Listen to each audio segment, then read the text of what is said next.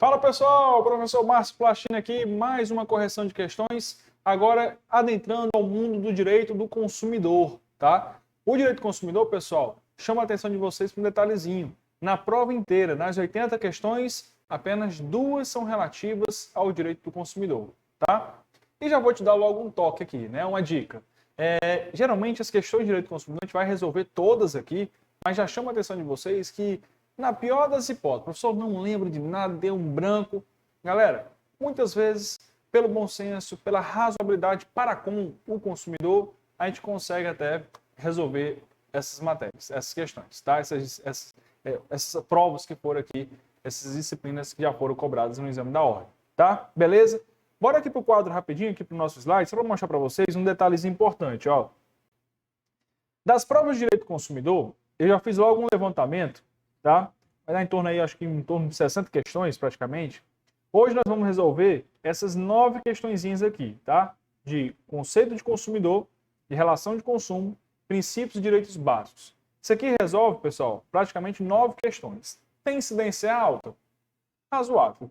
Mas eu chamo a atenção de vocês em 3 pontos aqui, que serão próximos vídeos nossos. Responsabilidade do fornecedor, práticas comerciais e proteção contratual.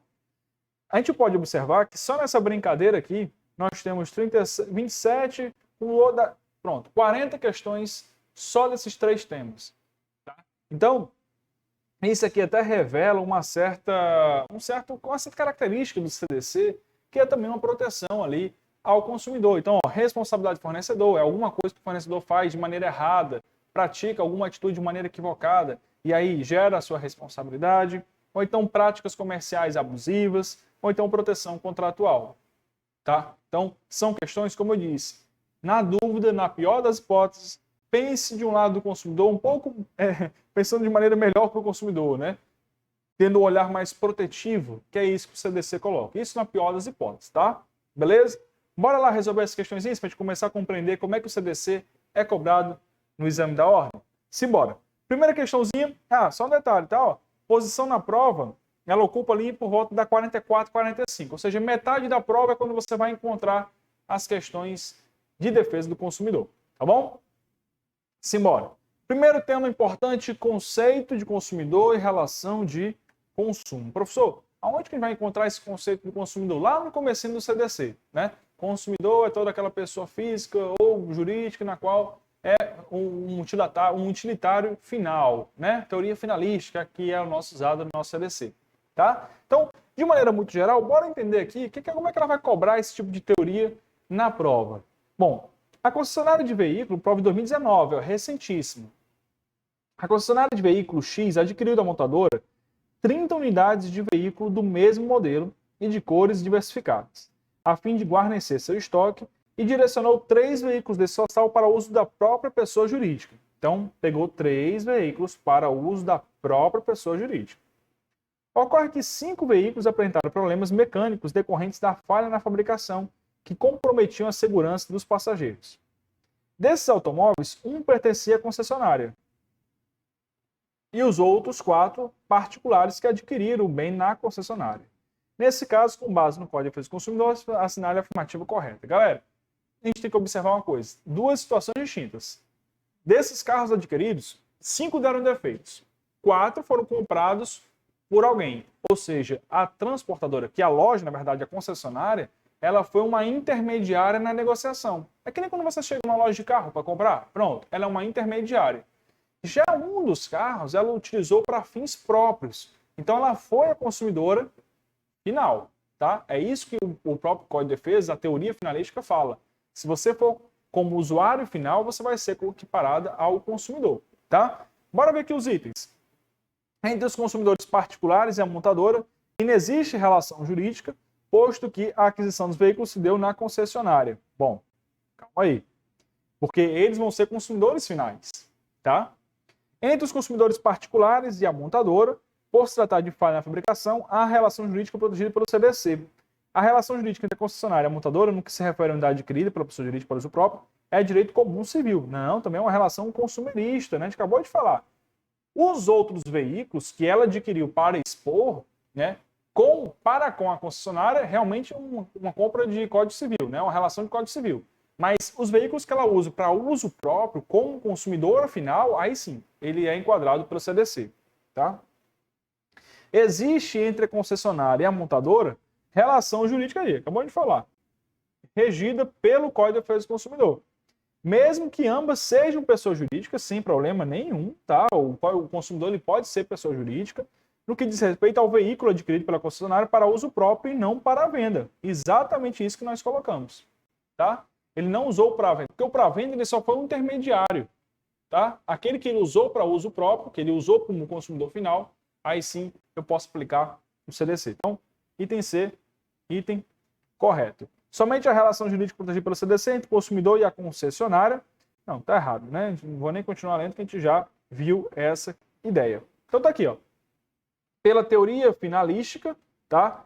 Ter mitigado pelo adotado pelo STJ, admite aí a incidência, da lei consumerista quando o destinatário final do produto, ainda que para com a finalidade de lucro, seja vulnerável. Então, galera, foi como destinatário final, a gente já sabe aqui que vai ser aplicado a teoria finalista e, portanto, vai ser equiparado ao consumidor, tá? Então, destaque aqui, ó, para o destinatário final.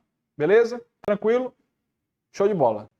Questãozinha número 2. A Alvina, condômina de um edifício residencial, ingressou com ação para reparação de danos, aduzindo falha na prestação dos serviços de modernização dos elevadores. Tá? Narrou-se a moradora do 10º andar e que hospedou parentes durante o período dos festejos de fim de ano.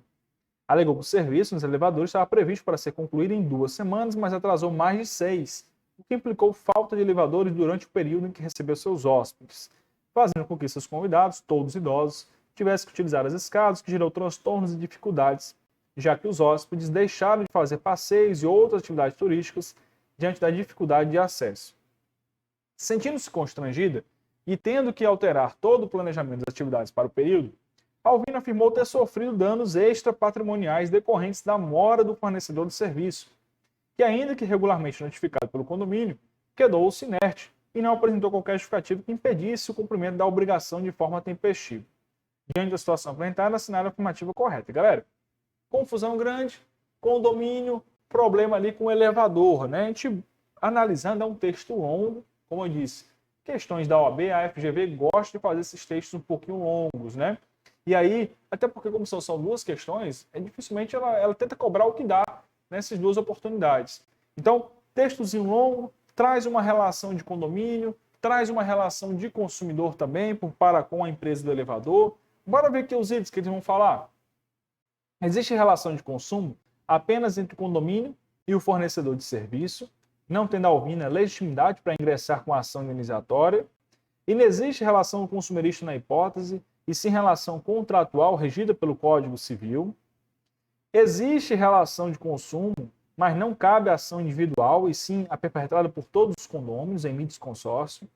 Existe relação de consumo entre a condômina e o fornecedor, com base na teoria finalista, podendo a Alvina ingressar individualmente com a ação indenizatória, já que é a destinatária final e quem sofreu os danos narrados. Galera, vendo aqui a historinha da Alvina, né, a gente pode observar que quem sofreu o dano foi apenas ela. Os demais condôminos sequer relataram qualquer prejuízo. A Alvina não, ela teve sim danos ocasionados, ela mesmo fala aqui, desde os hóspedes até danos esses extra patrimoniais, decorrentes da mora do fornecedor. Ela, pessoal, nessa situação aqui, ela vai ser enquadrada como uma consumidora. Por quê? Porque ela é a destinatária final. Ela está usando o serviço prestado. Ah, professor, eu pensei que o direito do consumidor era só para objeto, para bens. Não, bens, produtos e serviços. Tá? Então, serviço também você é considerado como consumidor, desde que seja um consumidor final, como é o caso perfeito aqui da Alvina.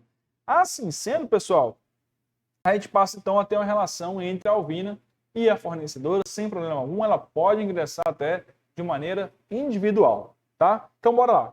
Existe relação de consumo apenas entre o condomínio e o fornecedor, não tendo a Alvina legitimidade? Não.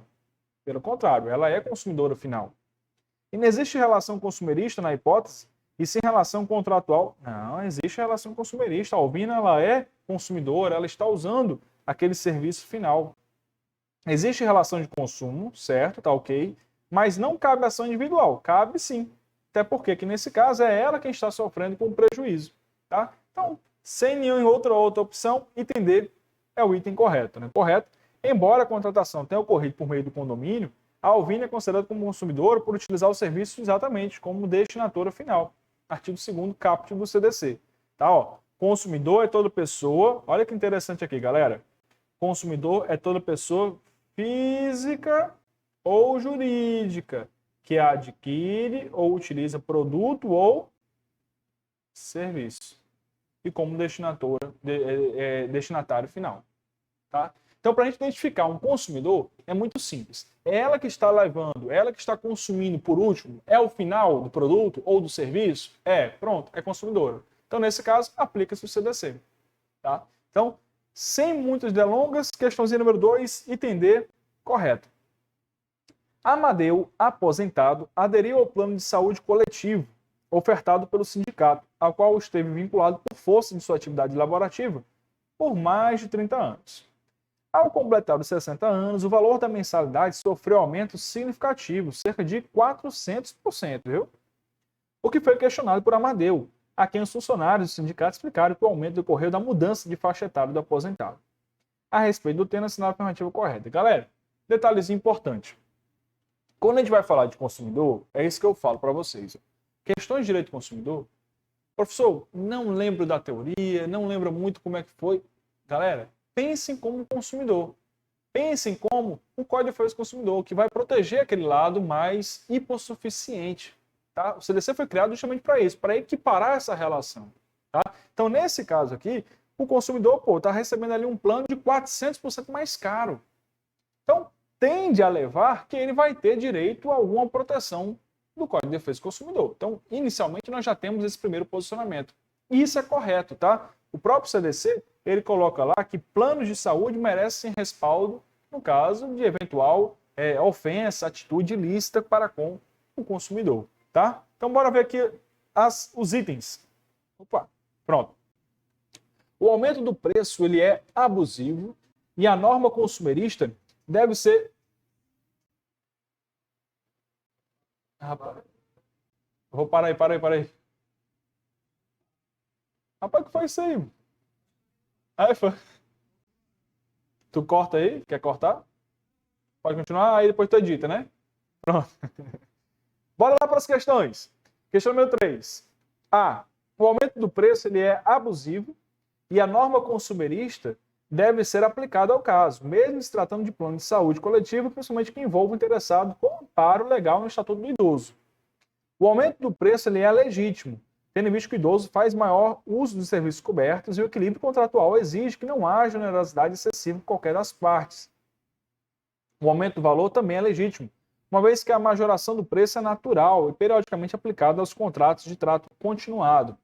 O aumento do preço é abusivo, mas o microsistema consumerista não deve ser utilizado na hipótese sob pena de incorrer em colisão de normas, uma vez que o Estatuto do Idoso estabelece a disciplina aplicável às relações jurídicas que envolvem pessoa idosa. Pessoal, o próprio Estatuto do Idoso, ele diz que é possível sim o idoso utilizar o Código de Defesa do Consumidor em eventuais ofensas à sua relação ali com o consumidor.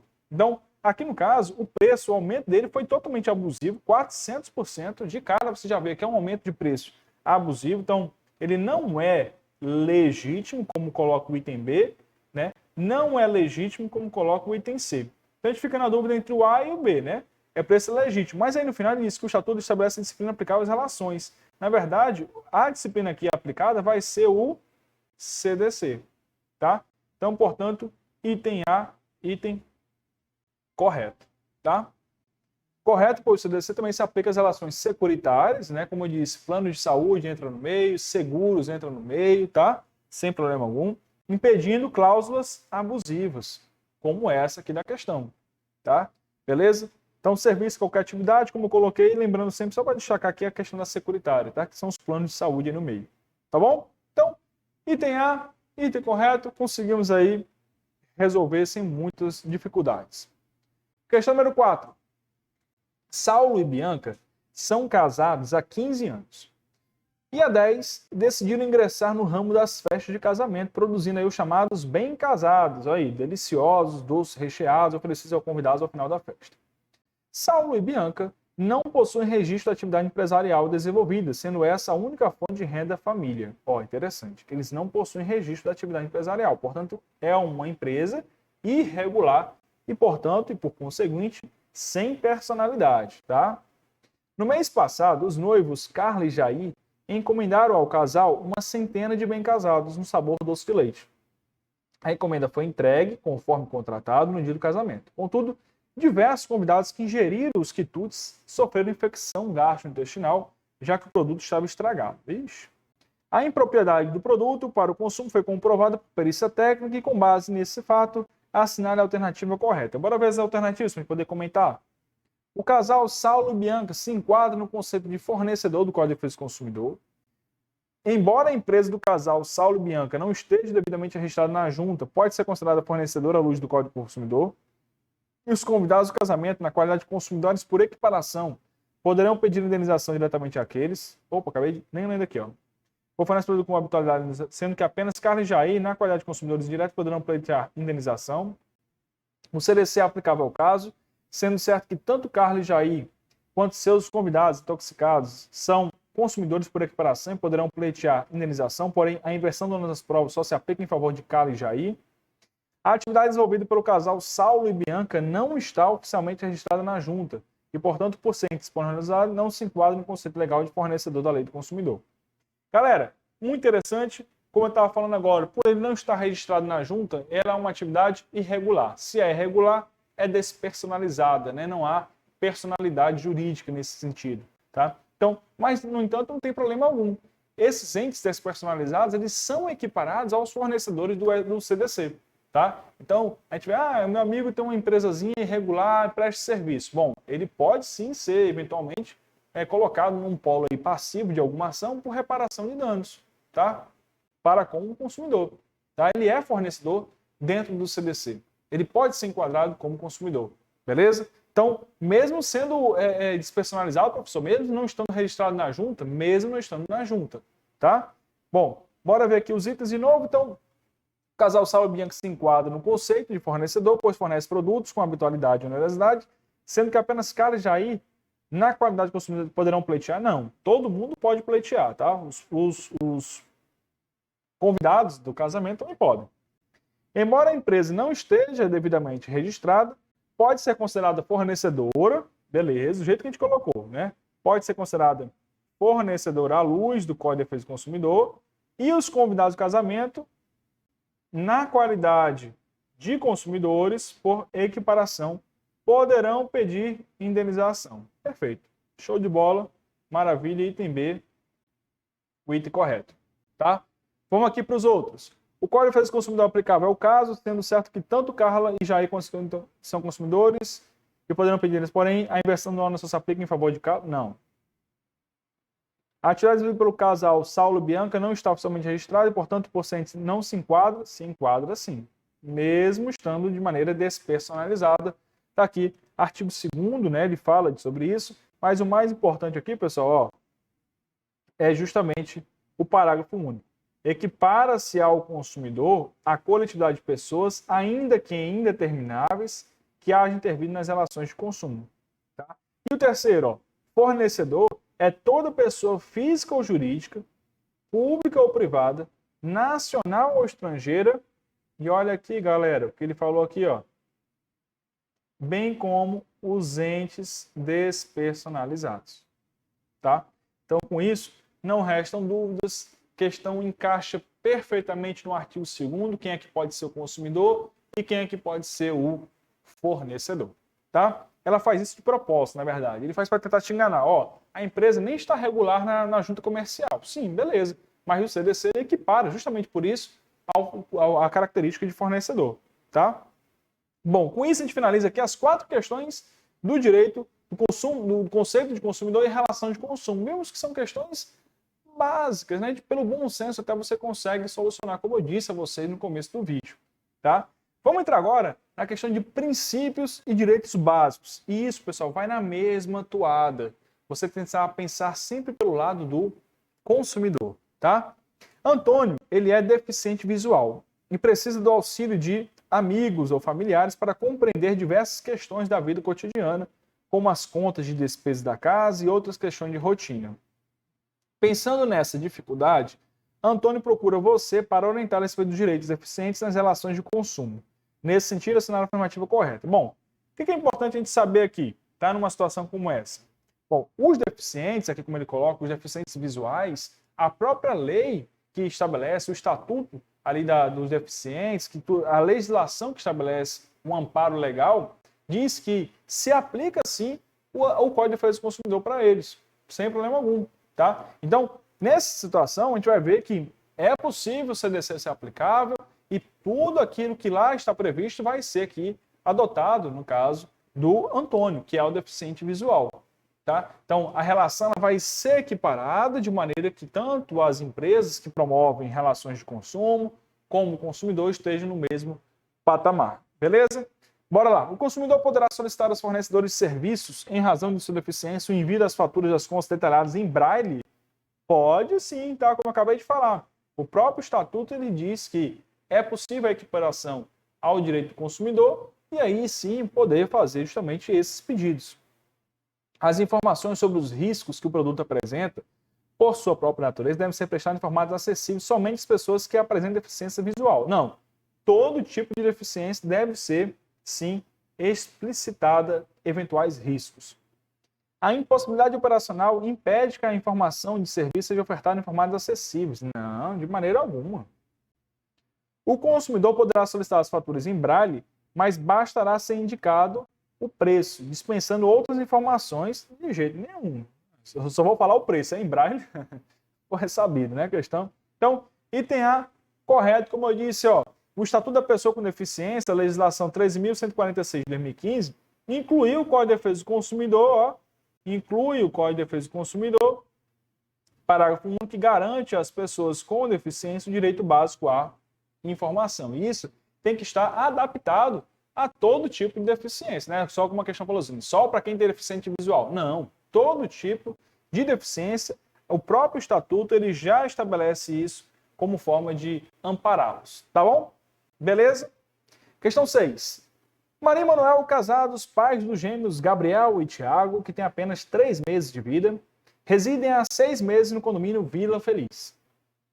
O fornecimento do serviço de energia elétrica na cidade onde mora é prestado por uma única concessionária, a Companhia de Eletricidade Luz S.A. Há uma semana, o casal vem sofrendo com as contínuas e injustificadas interrupções na prestação do serviço pela concessionária, o que já acarretou queima do aparelho de televisão e da geladeira, com a perda de todos os alimentos nela contidos. Olha aí. O casal pretende ser indenizado. Ótimo. Pode nos contratar como advogado, né? Nesse caso, à luz do princípio da vulnerabilidade previsto no Código de Proteção e Defesa do Consumidor, assinado a afirmativa correta, exatamente isso que eu ia falar agora. Em base no princípio, né, da vulnerabilidade, o consumidor aqui ele é um ente vulnerável. Ele é até hipossuficiente nessa relação.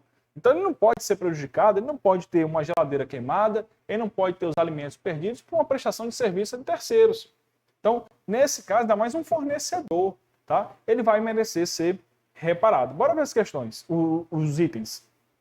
Prevalece o entendimento jurisprudencial no sentido de que a vulnerabilidade é sempre presumida, tanto para o consumidor, pessoa física, quanto para a pessoa jurídica, tendo ambos direitos básicos, a indenização e a inversão judicial automática do ônus da prova. Ambos, o consumidor, né? A doutrina consumerista dominante considera a vulnerabilidade um conceito jurídico indeterminado, plurissignificativo, sendo correto afirmar que, no caso em questão, está configurada a vulnerabilidade fática do casal diante da concessionária, havendo direito básico à indenização pela interrupção imotivada do serviço público essencial. Até agora, é o item correto. Bora ver os demais. É dominante o entendimento no sentido de que a vulnerabilidade na relação de consumo é sinônimo exato de hipossuficiência econômica do consumidor. Não. Não é em relação à parte econômica, né? É a hipossuficiência na relação mesmo que existe, né? A vulnerabilidade das relações de consumo se divide em apenas 2 espécies, a jurídica ou científica e a técnica. Aquela apresenta falta de conhecimentos jurídicos ou outros pertinentes à contabilidade e economia, e esta a ausência de conhecimentos específicos sobre o serviço oferecido. sendo que a sua verificação é requisito legal para a inversão do ônus da prova. Não tem nada a ver isso aqui.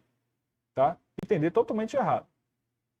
Pessoal, item B, como nós falamos, item correto também, né? O consumidor, como a gente já falou, ele é presumidamente vulnerável. O artigo 4º ele coloca isso, né? Ó, aqui, ó, para marcar para vocês. Reconhecimento. Opa. Reconhecimento da vulnerabilidade. Calma aí, deixa eu voltar. Reconhecimento da vulnerabilidade do consumidor no mercado de consumo, tá? Beleza? Tá aqui, eu não consegui botar o marca-texto para vocês.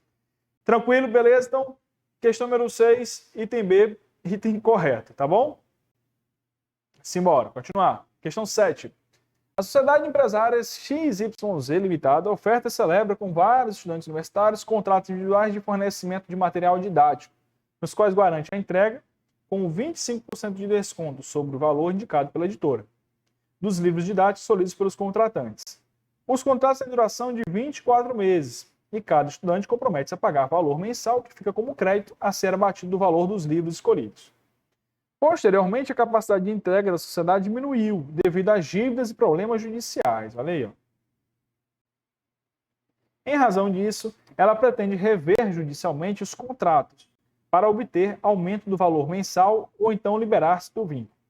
Acerca da situação, assinale a afirmativa correta. Galera, o próprio CDC, ele estipula que os contratos de prestação de serviço, eles podem ser, sim, revisados, tá? Então, vamos ver aqui os itens para a gente poder tentar encaixar em alguma possibilidade nesse sentido.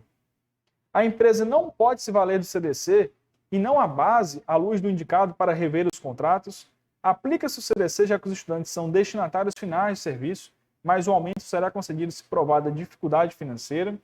Aplica-se o CDC, mas a pretendida revisão da cláusula contratual só poderá ser efetuada se provado que os problemas citados têm natureza imprevisível. A revisão é cabível, assentar na teoria da imprevisão, pois existe o contrato de execução diferida. Só um detalhe importante. É possível, sim, nós revisarmos aquele contrato, mas o consumidor. Não pode o fornecedor aqui da prestação querer revisar, não. Tá? Quem pode é o consumidor, pessoal. Tá bom? É um direito do consumidor. O próprio CDC ele fala isso. Ele dá essa oportunidade de você revisar quando tem cláusulas abusivas, quando tem juros abusivos. Então, o consumidor ele pode sim revisar aquele contrato quando bem entender. Então, diante disso, diante desse cenário aqui, a empresa, então, portanto, não vai poder, tá, se valer do Código de Defesa. Ela é fornecedora, não tem por que ela revisar todo o contrato. Ó. O artigo 2º que traz direitos básicos do consumidor, como eu disse, ó, e não do fornecedor. Né? Não é que o fornecedor pode, então, ingressar, agora pedindo ônus da prova, pode pedir ali revisão dos contratos. Não, meus amigos, isso aqui é para o consumidor. Tá? Como nós já falamos sobre isso. Bom, a modificação das cláusulas contratuais que estabeleçam prestações desproporcionais ou sua revisão em razão de fatos pendentes que os tornem excessivamente onerosos. Ó, a modificação das cláusulas que estabeleçam prestações ou sua revisão são possíveis, mas reforço, pessoal, ao consumidor, tá? Ó, não é fornecedor. A questão está toda bonitinha se fosse um consumidor. Mas aqui no caso é a empresa. É a empresa que está prestando serviço, ela quer revisar ali o contrato. Tá? Isso aí não vai poder, ó. Não pode se valer. Tá? 8. O ônus da prova incumbe a quem alega a existência do fato constitutivo de seu direito impeditivo, modificativo ou extintivo do direito daquele que demanda. O CDC, entretanto, prevê a possibilidade da inversão do ônus probandi. E a respeito ao tema é correto afirmar. Exatamente, pessoal. A inversão do ônus da prova ela é justamente uma ferramenta utilizada pelo consumidor nessa relação na qual ele é hipossuficiente para fazer com que a empresa ela traga aos autos os comprovantes de que o consumidor está errado. Tipo isso. Então, o consumidor ele alega, a empresa vai ter que... Não, você está errado. Está aqui, ó, conforme isso, isso, isso. Então, quem tem que trazer as provas para o jogo, para o processo, é a empresa. Bora ver aqui os itens. Sobre o que ele bota? O CDC prevê a possibilidade de inversão. Não nos aprova de respeitar o tema correto afirmar aqui. Então, sobre a inversão, Ocorrerá em casos excepcionais em que o juiz verifique ser verossímil a alegação do consumidor ou quando for hipossuficiente. Que é o que a gente acabou de falar, né? A priori seria o item correto. Bora ver os demais. É regra e basta o consumidor alegar os fatos, pois caberá ao réu produzir provas que os desconstituam, já que o autor é hipossuficiente nas relações de consumo. Calma aí. Não é que seja regra. A inversão do ônus nas provas tem que ser requerida em juízo, porque não é regra. A inversão do ônus tem que ser, como está dito aqui no item A, o consumidor ele tem que mostrar verossimilhança naquilo que está falando. Será deferida em casos excepcionais, certo? Exceto se a inversão em prejuízo do consumidor houver sido previamente ajustado por meio de cláusula contratual. Não. A cláusula vai dizer para a inversão. Ocorrerá em todo processo civil que tenha por objeto as relações consumeristas, não se admitindo exceções, sendo declarada abusiva qualquer cláusula que dispõe de modo contrário. Bom, pessoal, questõezinhas assim, por todo o processo, não se admitindo exceções, questões muito 880, né? Itemzinho equivocado. Mas explicando, né, o que ele está querendo dizer é que, na verdade, existem exceções. Se o autor, se o consumidor não comprovar a verossimilhança, não posso me valer daquele ato, né, da inversão do ônus da prova. Não posso ser o consumidor, rapaz, vou jogar aqui a inversão. Não, preciso comprovar a minha alegativa, tá? Quer dizer que está verossímil, pelo menos. Tá? Então, item A, item correto. Ó. Artigo 2º, inciso 8. É direito do consumidor a facilitação da defesa de seus direitos, inclusive com a inversão do ônus da prova a seu favor no processo civil, quando a critério do juiz for verossímil a alegação ou quando for ele hipossuficiente. Tá? Então, é apenas nessa situação, quando, ó, porque aquele último item falava com todas as situações, não são todas, é somente quando for verossímil a alegação. Tranquilo? Beleza? Bora lá. 9ª questão. Analisando o artigo 6º, 5 do Código de Defesa, que prescreve são direitos básicos do consumidor, a modificação das cláusulas contratuais que estabeleçam prestações desproporcionais ou sua revisão em razão de fatos supervenientes que as tornem excessivamente onerosas. Assinar a alternativa correta. Bom, isso aqui é um incisozinho muito interessante que trata das cláusulas contratuais, tá? E isso aqui está mais ligado até à questão da revisão. Essas cláusulas com situações muito abusivas, cláusulas essas excessivas, como está bem colocado aqui, em que acontece até fatos supervenientes no decorrer do contrato, o consumidor ele tem direito de rever esse tipo de contrato, tá? Então, bora ver aqui os itens. Exige a imprevisibilidade do fato superveniente? Não necessariamente, tá? O contrato não tem como exigir essa imprevisibilidade.